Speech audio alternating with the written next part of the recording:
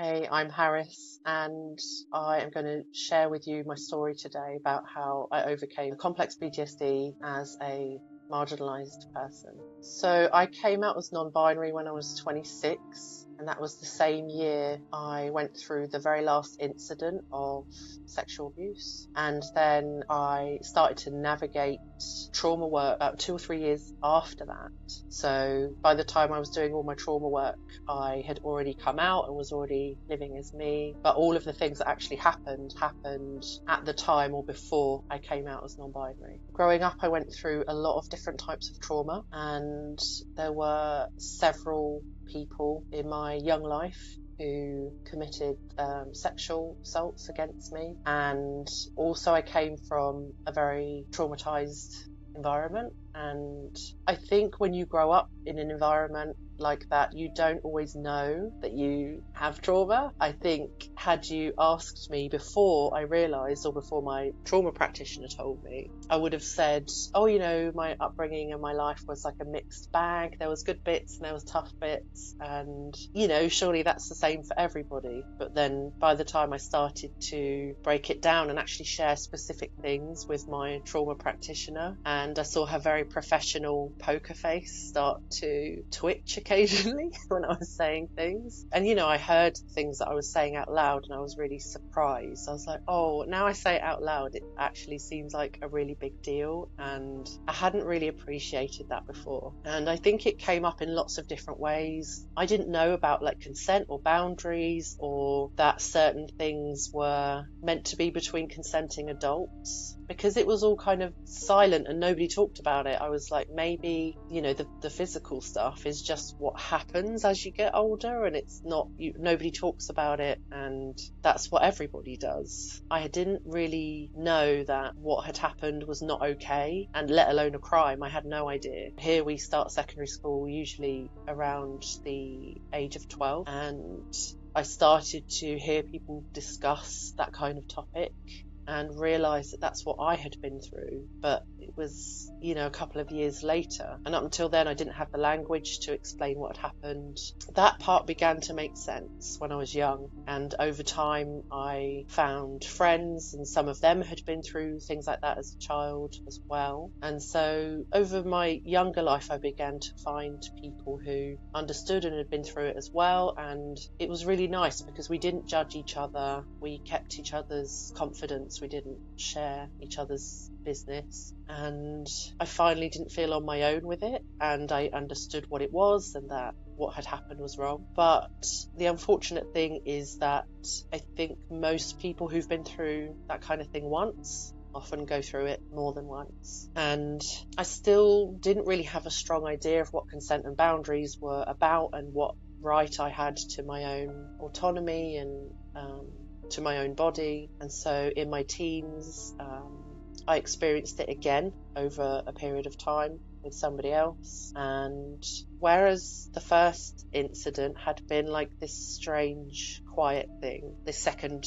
phase of my life was, it was pretty bad. The details of that I've only shared with professionals because of how disturbing those stories were. I was upset that I was being hurt, but I still carried on. It took me a long time to get out of that situation, and I had been kind of brainwashed to believe that no one else would want me and that I was broken goods. And so I think that perpetuated the cycle and kept me where I was for way too long. But once I did get out, it was because suddenly I had space to begin to talk to other people. I wasn't being controlled. Went through a phase where I was safe. Other people started to talk to me. Other people started to show interest in me, like romantically. And I realised that everything that I've been led to believe about myself was a complete lie. And the spell kind of started to lift. I started to see outside of it and to realise that I was free and I could make a choice. And I was lucky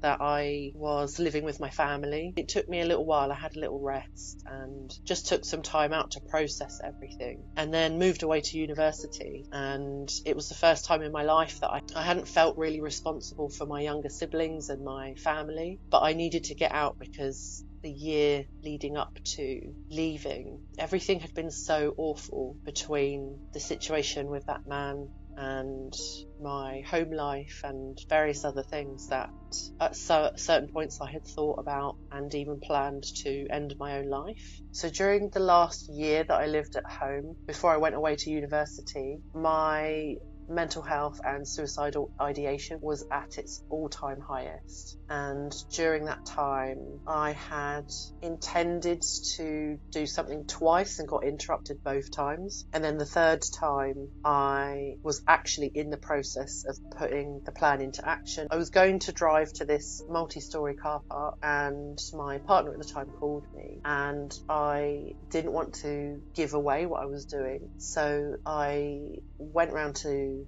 their house, and they came straight up to the side of my car, leant in and took the keys out of my car straight away so I couldn't get away. And I realised that I had been discovered, that my intentions and what I was planning to do, that my partner had realised. I was so angry. I remember beating the steering wheel of my car, and my whole body was rigid with rage and pain, and I felt like I couldn't go on a minute longer. To end it all was the only way that I could stop suffering. They drove me to the emergency department at the hospital. I was put in a grey room, by which point I was kind of dissociated, and I had been self-harming for all of the time that I was trying to get help. It was one of the only coping mechanisms I had. And I remember my partner told me to pull up the sleeve of my top to show them my arm. I can't remember if I did it or they did it, and I was just totally numb at that point, because I was like, there's literally no point in being here. I'm not in the room, I'm not present. I can't be bothered, I'm done. I don't really care what anyone's saying. I don't care what my partner wants. I just want out. I want to be done. I'm really glad that there was an intervention that day, but at the time I couldn't feel that. I didn't feel like I had enough energy to do one more day, one more morning of waking up and feeling that bad. And when I eventually got let go from the hospital, I was in trouble for having missed Sunday lunch. So even in the depths of what I was experiencing, I was in trouble for everything I did.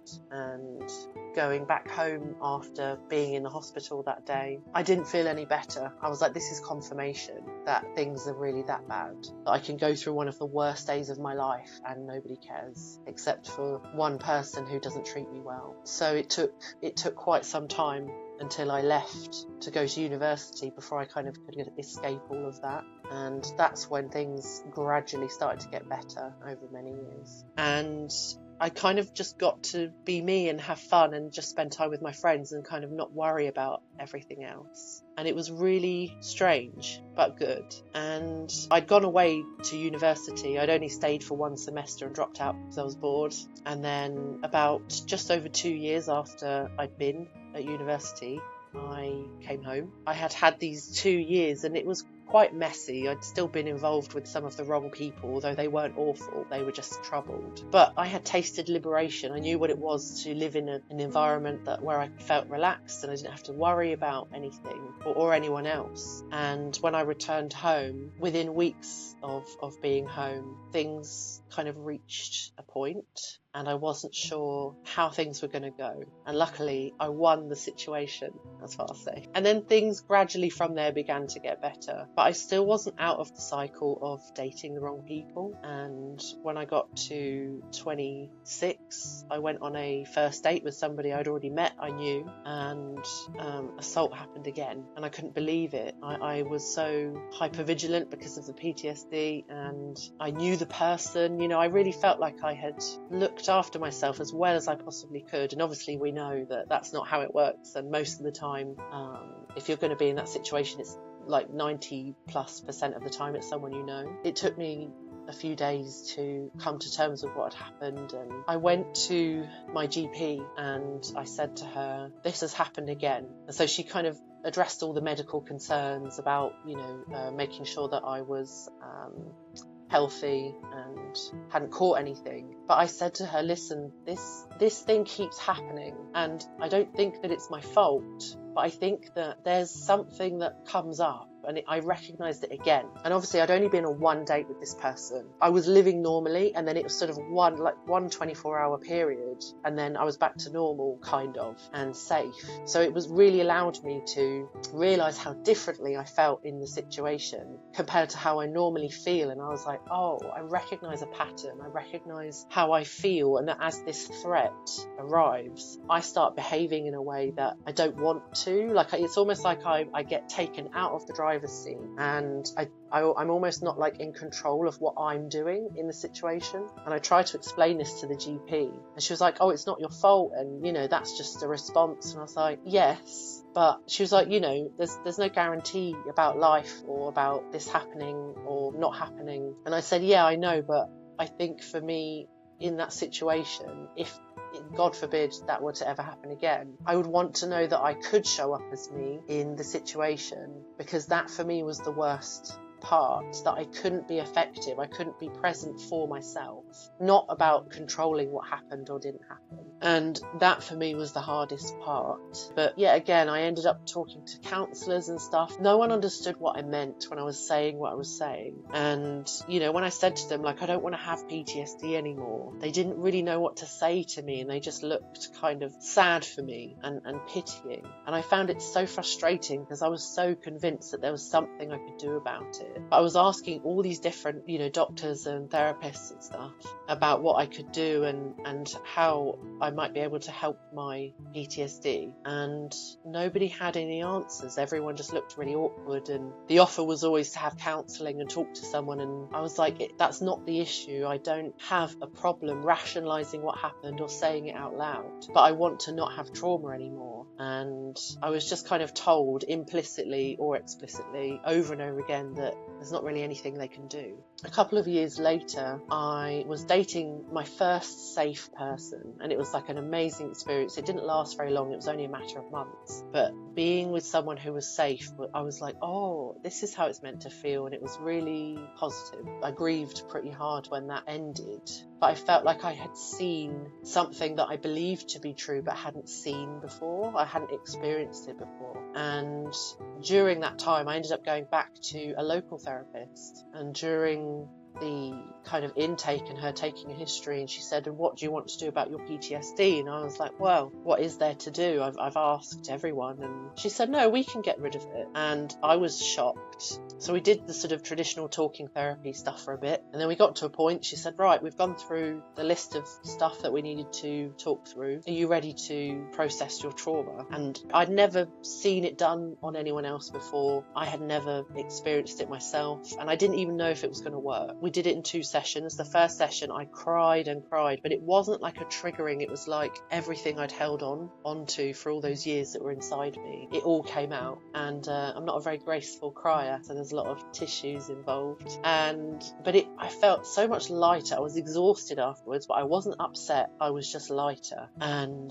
I remember that I got in the car after the session. I opened social media on my phone, and the first thing I saw was a headline about sexual assault. And normally a headline would have been enough to have triggered me. Before now, I've been screaming, locked myself in my car, having a panic attack, or and I braced myself as I saw this, and then nothing happened. I didn't react. And since then, I've never reacted again. And it's been over 7 years now. And in that time, I have known an adult who went to prison for similar reasons. I faced a lot of stuff and a lot of conversations that I couldn't have even entertained before. And I responded to it as a moral adult, but I didn't respond to it as someone who was traumatized. It's like my past got filed away in the past, like with everything else that ever happened. And I just felt completely at peace with it. So after that, I felt amazing. The following week, we just kind of did processing on the later incidents, which was kind of much easier. It was the first one that was the hardest to process, even though it was the least complicated, which was interesting. Once we had finished all of that, I was like, oh, I can live, I can have a life. This is the first time as an adult I've not had this PTSD, and I was nearly 30 at that point. But over the next few years, I had a few breakdowns here and there. I think by that point, I had begun to trust myself enough that even if I was having a bad period of time with my mental health, I had really begun to trust that I could bounce back at some point and just kind of lean into whatever was going on, and would trust that I would make it, like I would work it out. And the last breakdown I had, it was right at the end of 2019, right before the pandemic. My nervous system felt like it was at 100% at all times. I couldn't eat properly, I couldn't sleep. And I was like, something's really wrong, or something's come up now. And it felt familiar, but I didn't know what it was. If people were asking, are you okay? All I knew to say was I had a breakdown. And again, I just didn't have the language to explain to people what was going on. All I could say was, I don't feel right. And I went back to my trauma practitioner, and she had then trained in the gap in traumatology and had done like a master's or something, and had trained to work with complex PTSD. And I went through this like really lengthy assessment with her, and at the end she said, you've got complex trauma as a result of sort of the environment that you were brought up in. And I was just so shocked, but it made sense, and it made me feel like I wasn't losing my mind, but actually I was just having a normal reaction to a tough thing, and that I wasn't the only one. And also, because of my experience with healing my simple PTSD, I felt like, I really trust that I can get better. I really, really believe that now. And so I went on this kind of journey for the next year of healing my complex PTSD. And it was really eye-opening. It was really hard to sit with, because I think we think of complex PTSD as like really traditional things, like typical things like being in a war zone for a long period of time, or being kind of neglected from being a baby, or we think about the really typical things that are really easy to identify, or the things we might see in like adverts on the TV. And my experience was not that.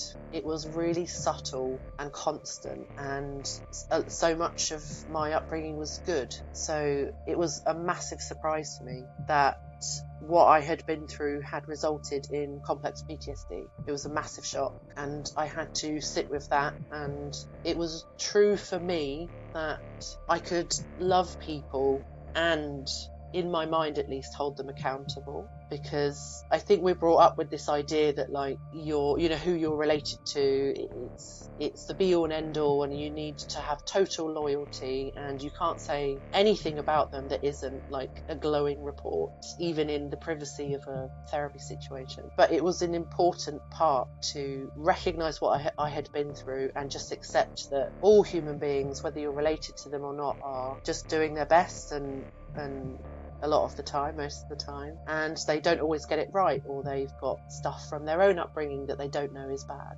or destructive. So after the first assault when I was a kid, I started to notice that I was really wary of men, even men I'd known my whole life and who had never done anything to give me cause for concern. And it was particularly grown men. I wasn't looking at teenagers or kids my age with any suspicion or being worried. It was all adult men, even the men that I knew and had grown up with and had always looked after me and been positive, and thinking, is it just a matter of time before you do this to me? Dissociation tended to happen in the moment, or even if I thought that a moment like that might happen. So, when you're young and you're going out to clubs and drinking legally for the first time, and that kind of age, there was always that risk that some person that you passed in a club or in the line for the fast food stuff at the end of the night when you're trying to soak up some alcohol, there was just always that threat that it could happen at any moment. You'd be having a good time with your friends, or if you're out with your partner or whatever, there was always that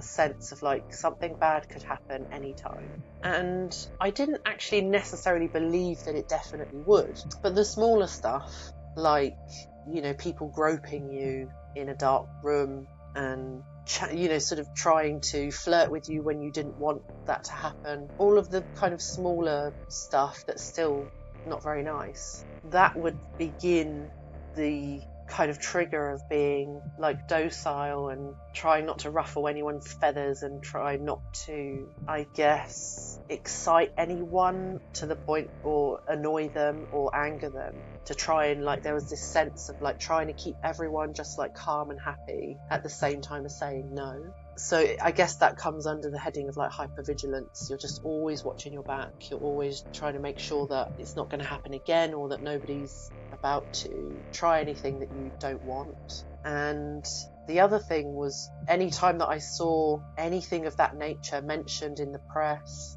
news articles, even just the headlines, anything like that, I would be right back there. I would read a headline, and then it was like I was there again. It was like I was a child again in the moment, and just felt this real kind of existential terror and just this awful pain, like emotional pain. So I think the flashbacks were pretty strong. I used to have a lot of dreams about running away from people, not necessarily about the incident itself, but definitely running away, always escaping.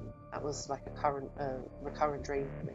And I think avoiding the conversations around that, avoiding the places that I had been, and even if somebody looked a bit like the people that I had bad memories of, I would walk away. I couldn't even speak to them, even if it was just some completely innocent bystander. If I caught a look of their face and they looked a bit like the people I was scared of, then I just couldn't even make eye contact. It was too close to home. It felt too real again, even though it had been years and those people weren't around me anymore. Something I didn't realise about complex PTSD is that it made me particularly avoidant of romantic relationships, and I would often go for years in between, where I was just single, and I was like, this is what I'm happy doing, even though it was kind of a lie, and I wanted to find someone to go through life with. And every so often I would meet someone, we would hit it off. And in the last 10 years, I think pretty much all of the people I've dated,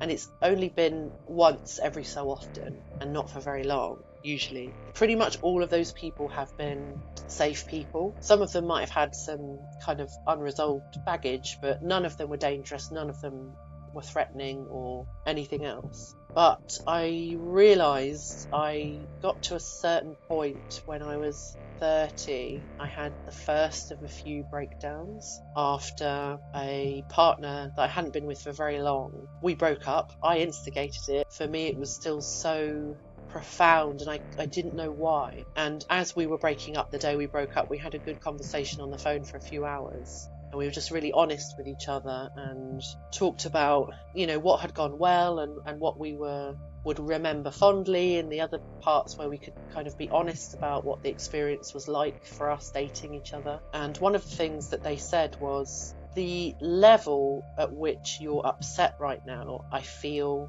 like it doesn't quite match where we actually are and what's actually happening. Like, we've always treated each other with respect. We were only together for a few months, and it's totally okay for you to be upset, but I feel like what I'm hearing from you, the level of upset that you are, it feels like something else is happening here. And I was like, yes, I think that you're right. It was such a mature thing to be able to do whilst I think I was really triggered. And once I started to understand, I was like, that's why breakups and also starting relationships is so hard for me, because there's always this fear that it's going to be like other relationships I've been in or witnessed that were not good, or it's going to be really good and I actually won't know how to handle that because I don't have like years of experience in long-term really healthy relationships. And I think even to this day, even though I don't think I meet the criteria for complex or simple PTSD at all, maybe a tiny bit, but not really.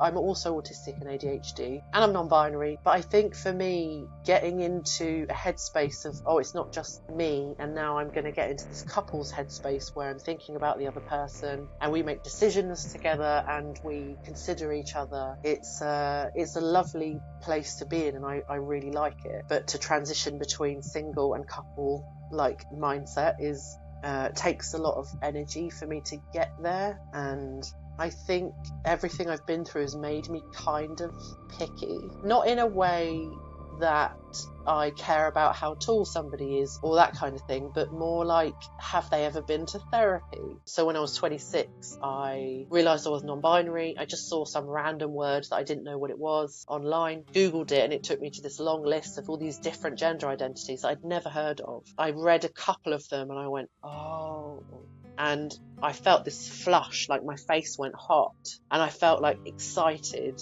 And it was like I had been living with one arm tied behind my back this whole time and had no idea. And the moment I read that, it just released. And I was like, oh, this is so much better. And I was really pleased, really happy. And I was like, oh, it will just be like last time. I'll just tell people that this is me. And it will just be like last time.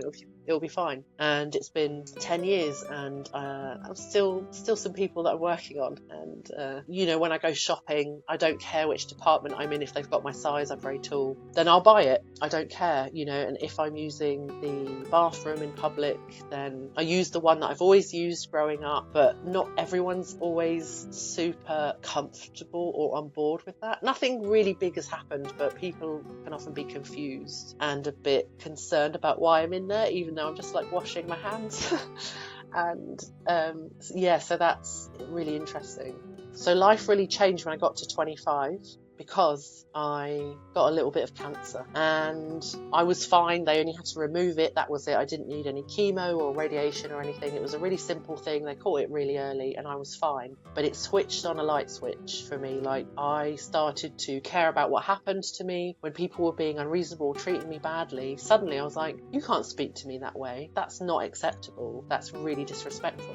And since then I just sort of grew and grew and grew. And it was almost like something in me that was holding me back and making me value everyone but me just snapped, and it never came back. Since then, I learnt to do pole fitness. I learnt to do aerial hoop. I boxed for charity. I did boxing for a year. I did 2 matches for charity and raised loads of money for charity. So I've challenged myself in so many different ways and done so many different things. I am on my 4th business now, which is all about helping other trauma survivors to actually process their trauma so they don't have it anymore. It's not a super quick thing. I'm not suggesting that it's sort of one session and done. It can take a while, but I'm really interested in that. It's that changed my life, and all of the other stuff didn't work for me. And I think I'm really passionate about it, and I'm probably really annoying to the people that know and love me, because I'm always talking about new things that I'm learning new modalities or doing new training. I, touch wood, haven't had a breakdown in 5 years, which is great. Since then, I've co-authored 2 books, both in the sort of queer world. I got bullied a lot at school. I think the bullies just picked up that I was different in so many ways, and I was just, despite being tall, I was kind of an easy target. So I wrote about that, and that was amazing. So I've been twice published, and it's always been my dream to be published. And I'm now writing my very first solo book about recovering from abuse, relational complex trauma. And I started podcasting in 2020. I never thought I would do that. I used to be terrified of public speaking. The number one thing that I want other survivors to know, and it doesn't matter if you never see my face or my name ever again, the one thing that I'm so passionate about you knowing is that just talking about things is such an important part of the process, and doing that with somebody who's can hold that space for you is so sacred. It's so important, and it's not the end of the road. Talking about it is a great place to start, and recovery for a lot of people takes years and years. It's not a quick thing. It's not a 6-week, 6-month thing. It takes a long time. But the next step of actually processing your trauma is that whoever you're working with takes you through an experience that actually helps your brain to rewire and let go and to actually heal. There's all kinds of things out there, there's EMDR and inner child work, IFS, absolutely brilliant, really fantastic thing. There's all sorts of things out there that work, and a lot of them are non-traditional, so obviously that does make it maybe a little bit more challenging to find someone who's as well trained as, say, a traditional person. But that's where I found my healing. And I also just got really educated. There were 4 key books that I recommend to my clients all the time, and that is really about recovering from abuse and how to have healthy relationships, how that feels. And so I think take back your own power by kind of making you the expert of you. And if you're still struggling, keep looking for the answer, because it will be there. 100% it will be there. And don't worry about, when I had my first round, I didn't have any money. I organised a professional swap. So don't stop until you find what it is that you need, because it absolutely is out there. If a brain can become traumatised, it can become untraumatised.